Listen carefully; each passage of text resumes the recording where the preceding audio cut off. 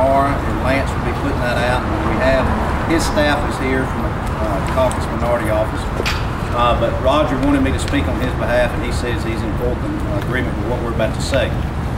The problem I've had since day one, Roger and I serve on the PACT board.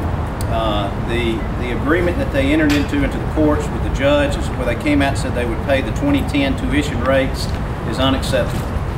We sold this program to these children in Alabama with a commitment and branded it with the seal of Alabama, stating that we would 100% pay for these children's education. And now we've come out and said we're going to honor this 2010 tuition rates. To me, that's unacceptable. I want to do 100%. I want to do exactly what the state said they would do. Now, how do we come up with the money? It's the legislature's problem to have to come up with this money. We have offered a plan. It is a bipartisan plan. We have both sides on board as far as backing this plan.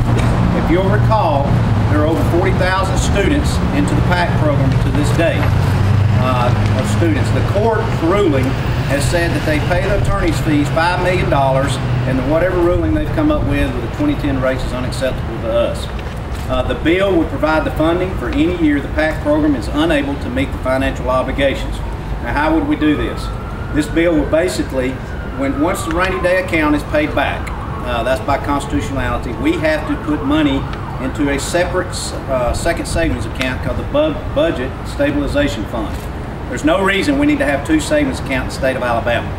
Before that money goes into the Budget Stabilization account, what we would do is put money directly after the rainy day account's paid for. Instead of the money going to the Budget Stabilization account, we'd go directly to the PACT program. For the students that have already been receiving the 2010 tuition rates, we would also refund them the difference of what the rates should have been and what the state said they would do to begin with. It's a win-win situation.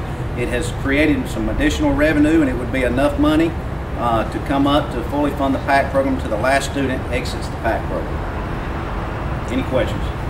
What if there's no money in the Budget Stabilization Fund? It's predicated on there being excess tax revenues above the spending levels. We have gotten with LFO and NARS, and he has done it out for the next 6 to 8 years and looked at the next year's budget. We're going to be paying back $110 million this year into the rainy day account. Within 3 years, we'll have the rainy day account paid for. We're already looking at the next year's budget. We're looking at paying back about 90 to 115 million.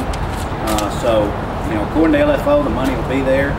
And then we're also looking at possibly giving the PACT board the authority to borrow money based on the Budget Stabilization Account fund. But so you're assuming that you're looking toward 2016 and there's no way you can know for sure? Well, no, but we're looking at also paying off the rainy day account, and then any additional revenue, he said it would be way more than enough. Now, I'm banking on their actuarial studies that they've conducted, and also on LFO's expertise. Well, I mean, you know, and we'll come up with the money. We'll find the money. So, you know, the rainy day account will be paid for 100%, and then we'll use the money out of the Budget Stabilization account, and the money's not there. There's also the debt service off the PSCA bonds that will also take effect. Additional monies of the bill that I passed that created $567 million 2 years ago, there's still money there that if we had to go get some of that money, we could also get that money. That's not lost earned money that's in the Education Trust Fund now. That's future earnings, just like the previous piece of legislation that I passed. This would pay for tuition at, say, like at the current rate. At the current rate. So, given that with college prices rising faster than the rate of inflation, do you effectively divert money from the ETF to subsidize the PACT program to keep up with those? No, we're not going to divert any money from the Education Trust Fund to fully fund this PACT program. We're going to take the money that would be going in the stabilization account and put it towards the PACT program. That comes from the ETF, though. Well, it used to, but with the current legislation that's passed, it's not going to the ETF. It's going to the stabilization account. It's going to separate your second savings account. It's money that could be used to prevent proration in the ETF. Well, the rainy day account is for the, supposedly for that. That's why I'm saying we don't need two savings accounts. The rainy day account is to prevent the proration in the ETF. Structure they both have. Well, right, but I mean, you know, that's my point. Why do we need two savings accounts? Because of 2008. Well, but if you look at, I mean, I know what you're saying, but if you look at the bill we passed on the Rolling Reserve Act, we shouldn't have proration. So that defeats that argument because we're basing it on the previous 15 years and we're doing our budget based on those numbers. And that bill was passed according to the Republican supermajority, so we wouldn't have proration again. What are the chances of this, sir? Well, I just met with the speaker. He likes the idea. The speaker likes the idea of this bill. He's looking into it, and he says he thinks it can have bipartisan support. He's going to help me get it out of committee. Representative Ford, you said this plan would create additional revenue. Could you explain how that's going to happen? I'm sorry. You said this plan would create additional revenue. Could you explain how that's going to happen? Well, it won't. What it'll do is the bill. If nothing is done right now, the rainy day account will be paid back first, and then the money will go into the stabilization account fund.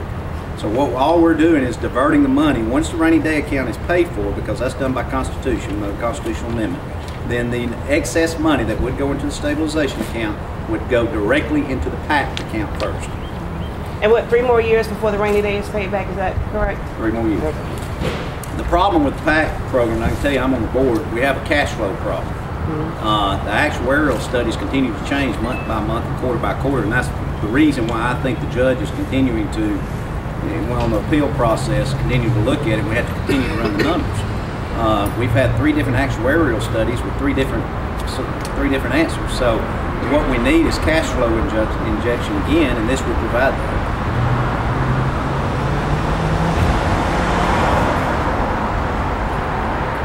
Susan, you got anything? Not today. All right. Anybody else? I'll be dropping the bill in about an hour. What committee? Okay, thank you. Ways and Means, I hope so. I'm on that committee.